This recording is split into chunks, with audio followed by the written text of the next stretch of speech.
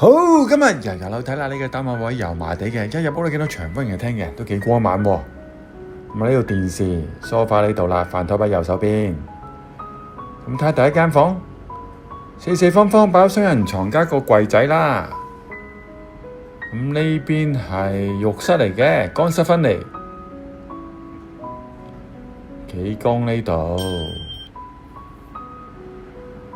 咁睇下呢度。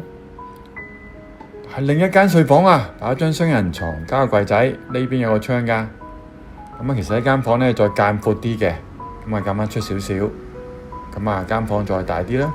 咁呢度出去係咩嚟咧？哇，好大個平台啊，非常光猛，非常大啊。廚房咧就擺咗喺呢度啦，洗衣機喺度。呢個平台正正方方，好實用啊！可以種下嘢、燒下嘢食、養下貓狗仲得啦。咁啊，望翻去廟街嗰邊嘅，可以參考下人哋嘅平台係點樣嘅。哇，幾正！